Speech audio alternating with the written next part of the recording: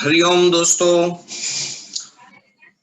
ગઈકાલે આગલા લેક્ચરમાં આપણે લોકો અણુઓના આકાર સંકરણ વિશે માહિતી લીધી હતી. વારાઘડી આપણે એવું કહેતા હતા કે સંકરણ sp sp2 sp3 sp3d sp3d2 શું છે? આ સંકરણ છે શું? મહત્વનો પ્રશ્ન તો ત્યાં થાય. કેટલાય બાળકોને મનમાં પ્રશ્ન તો મૂંઝવતો હોય કે ચાલો આ સાહેબ સંકરણ કરે છે, પણ આ સંકરણ છે શું? What do you mean by hybridization? Hybridization સંકરણ એટલે શું? સવિસ્તાર સમજાવો. મારા વાલા વિદ્યાર્થી મિત્રો, બે કે બે કરતા વધુ, યાદ રાખજો પહેલી વાત, સંકરણ કરવા માટે મિનિમમ બે કક્ષકો જોઈએ. એકલા સંકરણ થાય? સિમ્પલ લેંગ્વેજમાં ના થાય. એના માટે મિનિમમ બે કક્ષકો જોઈએ. વધુ હોય તો વાંધો નહીં. બે કે બે કરતા વધુ અસમાન પ્રકારની, શબ્દ ઉપર ભાર મૂકું છું, બે જો બે હરખે હરખું હોય તો સંકરણ ન થાય ભાઈ. અસમાન પ્રકારની, બે કે બે કરતા વધુ અસમાન પ્રકારની કક્ષકોના સંમિશ્રણ દ્વારા, હવે એ અસમાન પ્રકારની કક્ષકો કે જેની ઉર્જા વચ્ચેનો તફાવત ઓછો હોય, તેમની ઉર્જા વચ્ચેનો તફાવત કેવો હોય? એકની ઉર્જા બહુ વધારે ને એકની ઉર્જા એકદમ ઓછી હોય તો સંકરણ થાય? બાપ કરતા નહીં મરી જાઓ. તો બે કે બે કરતા વધુ અસમાન પ્રકારની કક્ષકો કે જેની ઉર્જા વચ્ચેનો તફાવત ઓછો હોય, તેના સંમિશ્રણ દ્વારા તેટલી સંખ્યાની, એટલે જેટલી કક્ષકોનું સંમિશ્રણ થાય તેટલી સંખ્યાની નવી સમાન આકાર અને ઉર્જા ધરાવતી પેટા કક્ષકો પ્રાપ્ત થાય, જેને સંકર કક્ષકો કહેવાય, હાઇબ્રિડ કક્ષકો કહેવાય. અને આ ક્રિયાને કહેવાય સંકરણ. તો પહેલા ડેફિનેશન તમે તૈયાર કરો.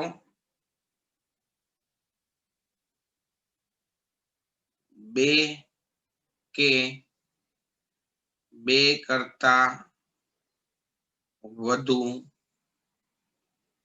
અસમાન પ્રકારની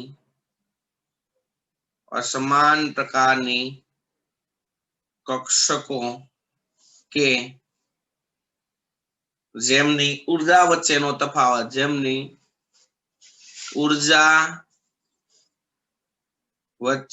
તફાવત, બે કે બે કરતા વધુ અસમાન પ્રકારની કક્ષકો કે જેમની ઉર્જા વચ્ચેનો તફાવત ઓછો હોય, તેમના સમિશ્રણ દ્વારા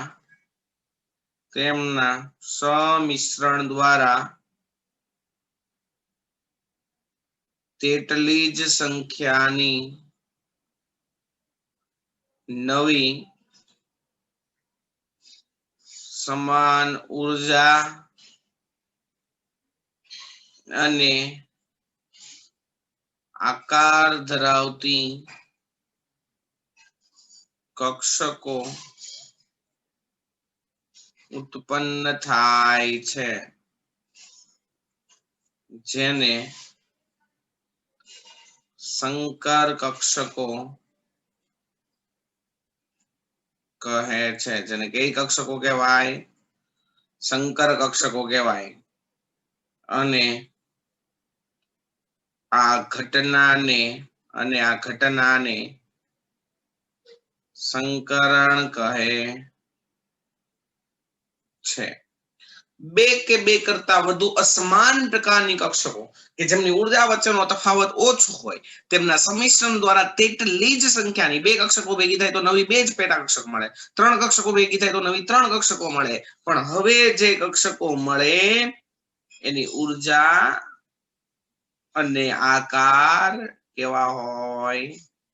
સમાન. એની ઉર્જા અને આકાર કેવા હોય? સમાન. એવી કક્ષકોને કહેવાય દોસ્તો, વાલીડા મિત્રો, એવી કક્ષકોને કહેવાય સંકર કક્ષકો. અને આ ઘટનાને કહેવાય સંકરણ.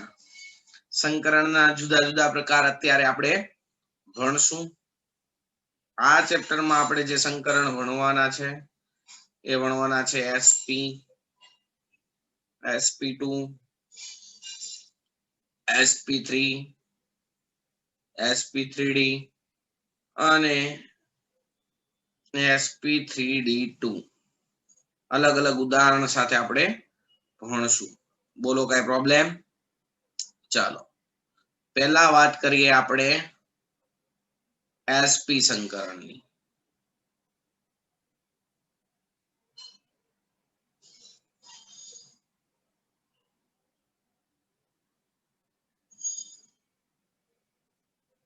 sp સંકરણ વિદ્યાર્થી મિત્રો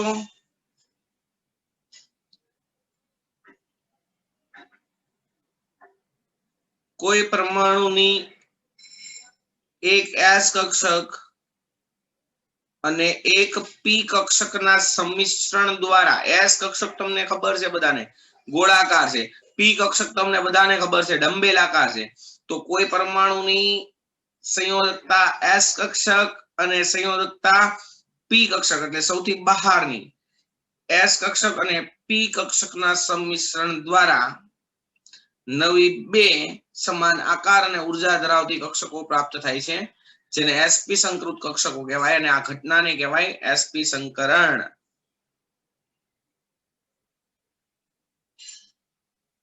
કોઈ પરમાણુની એક સંયોજકતા s કક્ષક, સંયોજકતા s કક્ષક અને એક સંયોજકતા p કક્ષક. કોઈ પરમાણુની એક સંયોજકતા s કક્ષક અને એક સંયોજકતા p કક્ષકના સમિશ્રણ દ્વારા નવી સમાન આકાર અને ઉર્જા. કોઈ પરમાણુની એક સંયોજકતા s કક્ષક અને એક સંયોજકતા p કક્ષકના સંમિશ્રણ દ્વારા નવી સમાન આકાર અને ઉર્જા ધરાવતી બે કક્ષકો મળે છે, જેને sp સંકૃત કક્ષકો કહે છે, જે અવકાશમાં રેખીય રીતે ગોઠવાય છે અને તેમની વચ્ચેનું બંધકોણ 180 ડિગ્રી હોય છે. આ ઘટનાને કહેવાય sp સંકરણ. બરાબર છે. sp સંકરણ દ્વારા પ્રાપ્ત થતી કક્ષકમાં 50% s લક્ષણ અને 50% p કક્ષક રહેલું હોય. બે કક્ષકોના થઈને 100% છે, તો એમાં એક s છે અને એક p છે, તો બે 50-50% થાય ને. તો sp સંકૃત કક્ષકોમાં 50%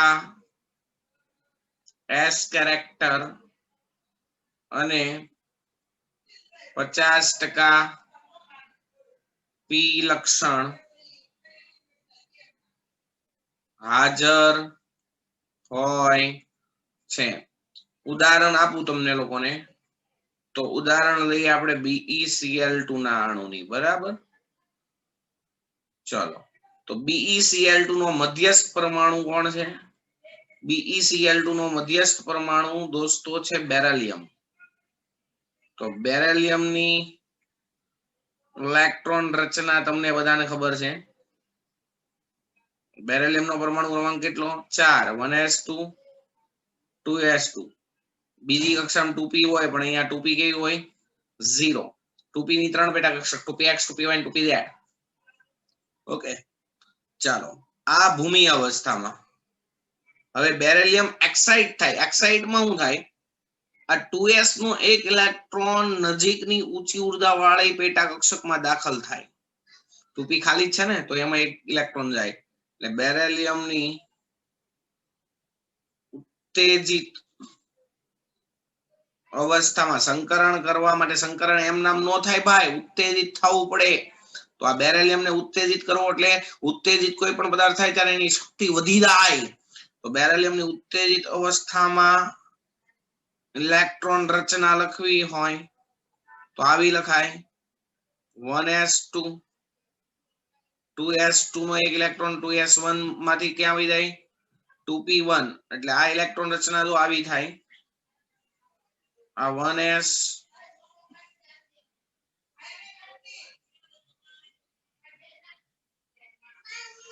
આ 1s બરાબર, પછી આ છે 2s, પછી 2p ની કેટલી પેટા કક્ષક 3, એમાં એક છે 2px, એક છે 2py, એક છે 2pz. આ 1s 2s 2px 2py 2pz. તો 1s માં કેટલા ઇલેક્ટ્રોન છે 2, 2 ની સ્પિન વિરુદ્ધ હોય. ઉત્તેજિત અવસ્થામાં અહીંયા 2 ઇલેક્ટ્રોન હતા, એમાંથી એક ક્યાં વહી ગયો 2p, એ 2px માં ગયો ધાર્યો કે. તો દોસ્તો બેરિલિયમમાં શું થાય તો કે આ એક 2s અર્ધપૂર્ણ ને એક 2p અર્ધપૂર્ણ પેટા કક્ષક છે. એક 2s અને એક 2p, એક 2s અને એક 2p અર્ધપૂર્ણ પેટા કક્ષકો છે. આ બે કક્ષકોનું સંમિશ્રણ થાય જેને sp સંકરણ કહેવાય. અને હવે નવી 2 અર્ધપૂર્ણ sp કક્ષકો મળે. નવી જે કક્ષકો મળે એને કહેવાય sp કક્ષકો, અને 2 અર્ધપૂર્ણ એટલે એક એક ઇલેક્ટ્રોન છે એટલે એને અર્ધપૂર્ણ કહેવાય. બરાબર છે. તો સામે ક્લોરીન પરમાણુ છે, ક્લોરીન પરમાણુ, એની ઇલેક્ટ્રોન રચના કેવી થાય ક્લોરીન પરમાણુની, તો કે ક્લોરીન નો પરમાણુ ક્રમાંક 17 છે દોસ્તો. તમને લોકોને મેં ઇલેક્ટ્રોન રચના શીખવાડી છે. ક્લોરીન નો પરમાણુ ક્રમાંક 17 છે. તો 1s2 2s2 2p6, પહેલા 10 ઇલેક્ટ્રોન આમ ભરાય, પછી 3s2 અને 3p5. તો એની ઇલેક્ટ્રોન રચનામાં આટલું કોમન, અને આ 3p ના જે ઇલેક્ટ્રોન છે એ કઈ રીતે હોય તો કે અહીંયા 3px 3py 3pz, આમાં 5 ઇલેક્ટ્રોન એટલે પહેલો ઇલેક્ટ્રોન, પહેલા 3 ઇલેક્ટ્રોન આમ જાય, સમાંતર સ્પિને કોણે કીધું હુન્ડે. પછી 2 ઇલેક્ટ્રોન વિરુદ્ધ સ્પિને આમ ભરાય. તો આ p કક્ષકનો એક અર્ધપૂર્ણ ઇલેક્ટ્રોન છે ક્લોરીન પાસે. બેરિલિયમ પાસે 2 અર્ધપૂર્ણ sp કક્ષકો, 2 ક્લોરીન પરમાણુની સંયોજકતા p કક્ષકોના અયુગ્મિત ઇલેક્ટ્રોન સાથે વિરુદ્ધ ભ્રમણથી ભાગીદારી કરે એટલે 2 રેખીય રીતે સહસંયોજક બંધ બને. બરાબર છે દોસ્તો, ખબર પડે છે? તો અહીંયા BeCl2 માં શું હોય તો કે બેરિલિયમની BeCl2 ના અણુમાં BeCl2 ના અણુમાં બેરિલિયમ પરમાણુની 2 અર્ધપૂર્ણ sp કક્ષકો ના અયુગ્મિત ઇલેક્ટ્રોનની 2 ક્લોરીન પરમાણુની અર્ધપૂર્ણ સંયોજકતા p કક્ષકના અયુગ્મિત ઇલેક્ટ્રોન સાથે વિરુદ્ધ ભ્રમણથી ભાગીદારી થઈ બે સિગ્મા પ્રકારના સહ સંયોજક બંધ બને છે, જે એકબીજા સાથે 180 ના બંધ કોણે ગોઠવાય છે, જે એકબીજાથી 180 ડિગ્રી ના કોણે ગોઠવાય છે. એટલે BeCl2 છે એનો અણુ આવો હોય, જો આવો એક વચ્ચે બેરિલિયમ, એક ક્લોરીન સાથે અહીંયા અને એક ક્લોરીન સાથે એક્ઝેક્ટ સામે 180 ડિગ્રી ના ખૂણે બંધ ગોઠવાઈ જાય 180 ડિગ્રી. તો દોસ્તો અહીંયા બંધ કોણ 180 ડિગ્રી હોય, અણુનો આકાર કેવો હોય, અણુનો આકાર કેવો હોય, રેખીય. એની પ્રોબ્લેમ? તો sp સંકરણમાં તમારા લોકોને એટલું ખાસ યાદ રાખવાનું, એક અણુનો મધ્યસ્થ પરમાણુ હોય એની સંયોજકતા એક s કક્ષક અને સંયોજકતા એક p કક્ષકના સંમિશ્રણ દ્વારા બીજી બે નવા સમાન આકાર અને ઉર્જા ધરાવતી sp સંકૃત કક્ષક મળે, જે ત્રિપરિમાણમાં રેખીય રીતે ગોઠવાય, જેમની વચ્ચેનો બંધ કોણ 180 ડિગ્રીનો હોય. ઉદાહરણ તરીકે BeCl2. તો બેરિલિયમની ભૂમિ અવસ્થામાં ઇલેક્ટ્રોન રચના છે 1s2 2s2. હવે સંકરણ કરવા માટે મધ્યસ્થ પરમાણુ ઉત્તેજિત થવો પડે. ઉત્તેજિત કરવા માટે ઓછી ઉર્જાવાળી કક્ષકમાંથી ઇલેક્ટ્રોન તેની નજીકની ઊંચી ઉર્જાવાળી કક્ષક હોય એમાં દાખલ થાય. 2p તો હાવ ખાલી જ હતી, તો 2s નો એક ઇલેક્ટ્રોન 2p માં નાખી દીધો. હવે એક અર્ધપૂર્ણ s કક્ષક એક અર્ધપૂર્ણ p કક્ષકના સંમિશ્રણ દ્વારા નવી બે sp સંકૃત કક્ષક મળે, જેની બે ક્લોરીન પરમાણુના અર્ધપૂર્ણ ભરાયેલી p કક્ષકના ઇલેક્ટ્રોન સાથે વિરુદ્ધ પ્રમાણથી ભાગીદારી થાય, એટલે બે સિગ્મા પ્રકારના સહસંયોજક બંધ બને, જે એકબીજા સાથે 180 ડિગ્રીના કોણે ગોઠવાયેલા હોય. બરાબર? બોલો, એટલામાં કોઈને કઈ પ્રોબ્લેમ? ચલો ત્યારબાદ દોસ્તો નેક્સ્ટ હું તમને ભણાવું છું sp2 સંકરણ.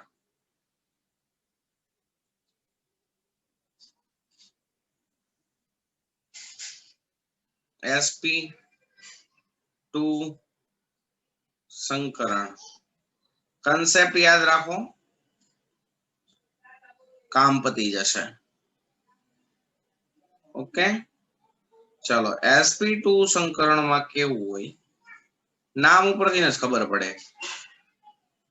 એક પરમાણુની એક સંયોજકતા s કક્ષક અને બે સંયોજકતા p કક્ષક, એક પરમાણુની એક સંયોજકતા એટલે સૌથી છેલ્લી કક્ષાની s કક્ષક અને સૌથી છેલ્લી કક્ષાની p કક્ષક, પણ p કેટલી લેવાની? 2. તો એક પરમાણુની સંયોજકતા s કક્ષક અને બે સંયોજકતા p કક્ષકના સંમિશ્રણ દ્વારા નવી સમાન આકાર અને ઉર્જા ધરાવતી 3 sp2 સંકૃત કક્ષકો મળે છે, જે અવકાશમાં સમતલીય ત્રિકોણ આકારે ગોઠવાય છે. એક પરમાણુની એક સંયોજકતા s કક્ષક અને બે સંયોજકતા p કક્ષકોના સમિશ્રણ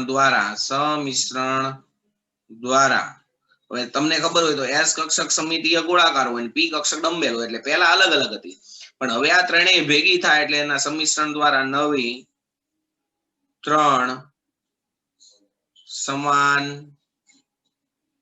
આકાર અને ઉર્જા ધરાવતી sp2 સંકૃત કક્ષકો મળે છે, જે અવકાશમાં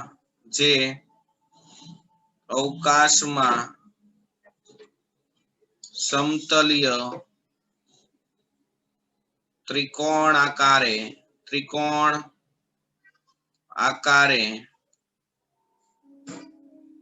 ગોઠવાય છે અને તેમની વચ્ચેનો બંધ કોણ, જો ત્રણેય બંધકારક કક્ષકો હોય તો તેમની વચ્ચેનો બંધ કોણ એપ્રોક્સિમેટલી 120 ડિગ્રી હોય. જો ત્રણેય કક્ષકો બંધકારક હોય તો તેમની વચ્ચેનો બંધ કોણ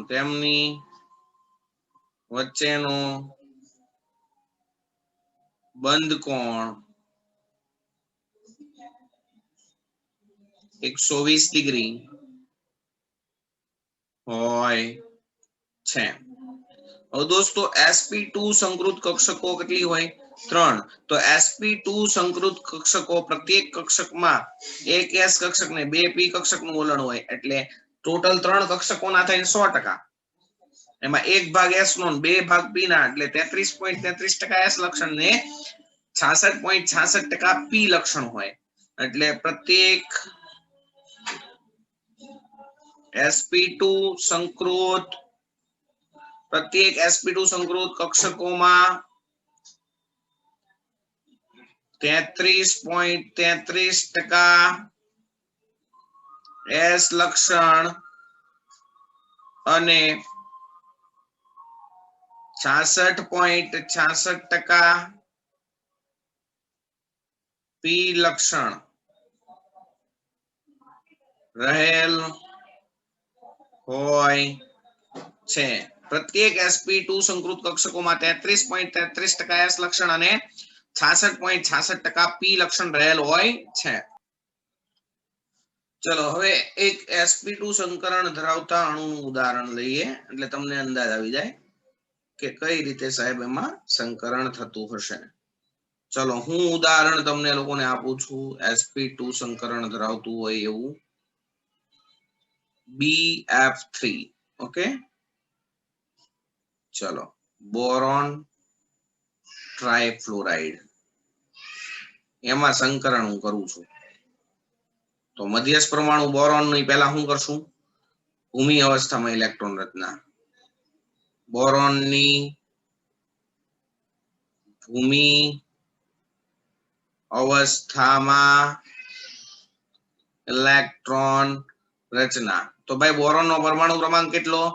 હા ઈ લી બે બો 5. બોરોન નો પરમાણુ ક્રમાંક 5 એટલે એમાં 5 ઇલેક્ટ્રોન હોય. પહેલા 2 1s માં જાય, બીજા 2 2s માં જાય અને પાંચમો ઇલેક્ટ્રોન 2p માં જાય.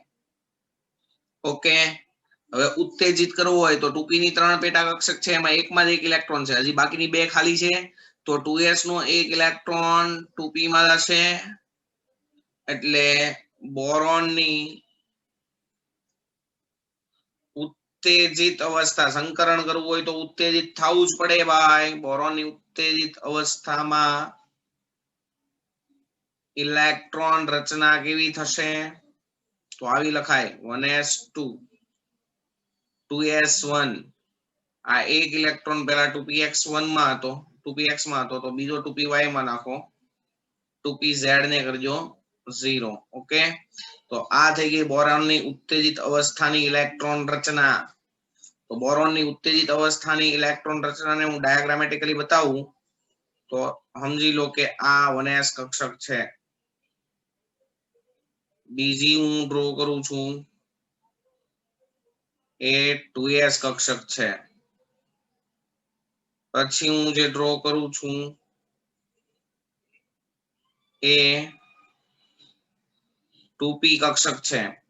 2p ની કેટલી પેટા કક્ષક દોસ્તો? 3. એક છે 2px, એક છે 2py અને એક છે 2pz.